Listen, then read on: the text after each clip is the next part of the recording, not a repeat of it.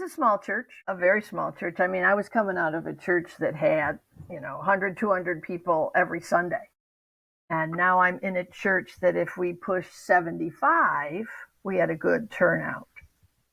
I was the first woman that church had called in years.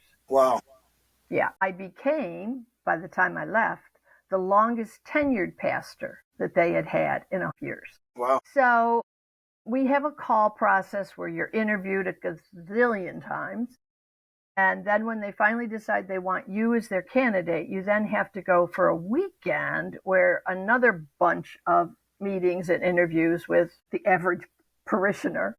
Mm-hmm. And then you have to preach a sermon, and then they vote on it. So I didn't get a lot of pushback. There was a couple of people that you could tell they weren't comfortable with having a woman, but they called me. And the first few weeks I was there, probably the first 6 months I was there, every once in a while somebody would be there in worship that wasn't a member and wasn't actually a visitor, because my people would say, oh, well, she goes to the Methodist church or he goes to the Presbyterian church. And we figured out that, well, one of them told me, well, I just wanted to come and see what a woman pastor was like. Do you have horns or, well, what's different about you? But anyways, overall, I would say generally the church and the community were very accepting. The pushback I got, which surprised me, was from women. Kidding. Yeah.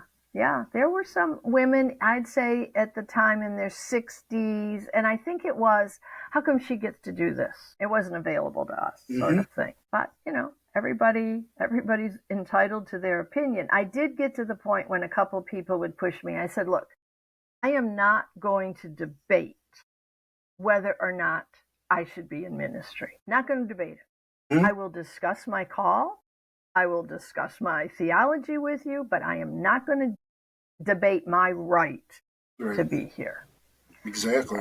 Yeah. And things went pretty well from there. They ran the Heart Store, which was a little general store.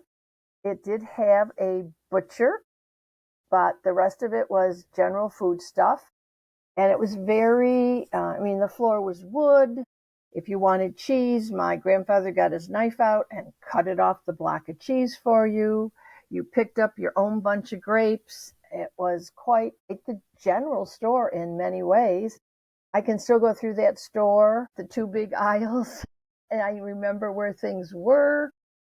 And the most exciting time for me at the store was around Christmas time, because my grandfather would get these huge presents. They were all boxed up, and there was usually, a cowboy set or a garage gas station, dolls, and you would look at it and you'd decide which one you wanted so that you could tell Santa Claus.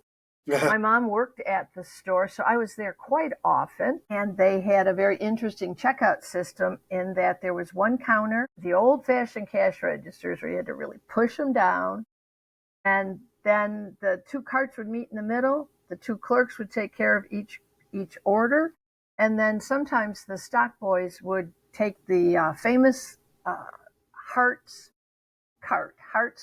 wagon and pull the groceries to the person's house. So it was really full service back then.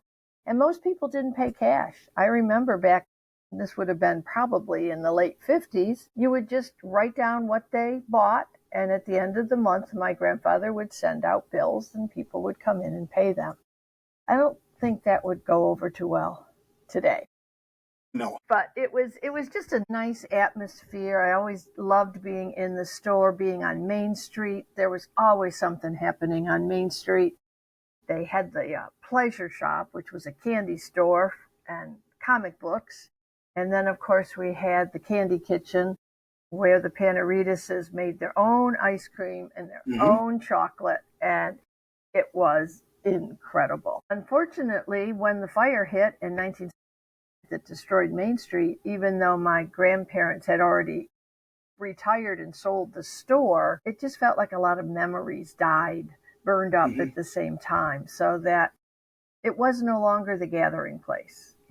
We always could find somebody we knew on Main Street, and that kind of has gone by the wayside, but I think that's probably happened everywhere as, you know. How did you find the community when you had moved back?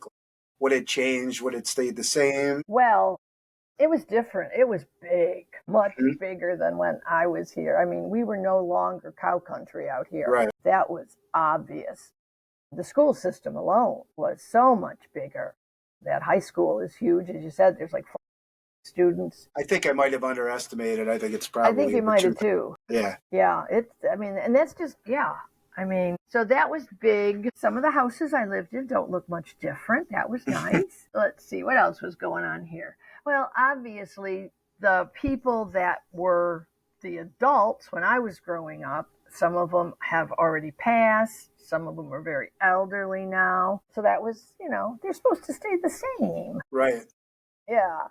But it also, at the same time, it was fun to see everybody again.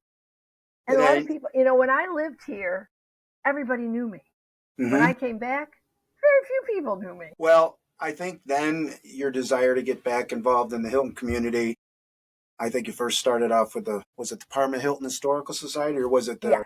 Okay. Yeah. Go into that a little bit and how you edged your way into that. Not edged, I guess it sounds kind of like intrusive, but how'd you get yourself back involved? Yeah, both feet again. Yeah. I wanted to do something when I got back to the community. I mean, I'm officially retired, and I thought, I'm not just going to, you know, I can't just sit and read all day or sit on my back porch. So I was thinking about things I wanted to do, and I love history. I would have loved to have been a history professor. That would have been another calling I would have enjoyed. And I knew Dave Crum. Dave Crum actually was my daughter Courtney's professor at RIT in the hospitality management program. So we knew Dave. Of course, I knew Dave from before and just got talking to him and, you know, was looking at what they offered.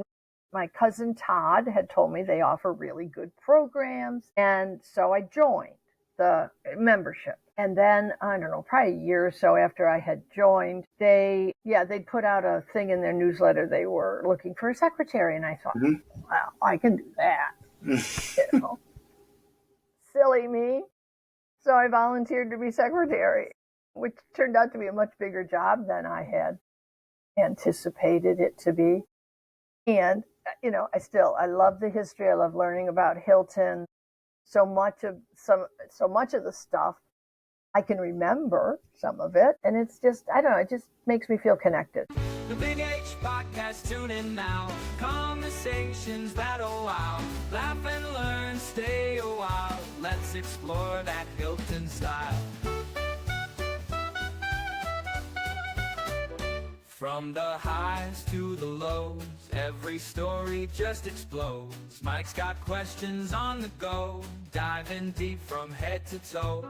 Every week the guests align, sharing moments so divine. Stay with us, the pace is fine. Every episode you'll find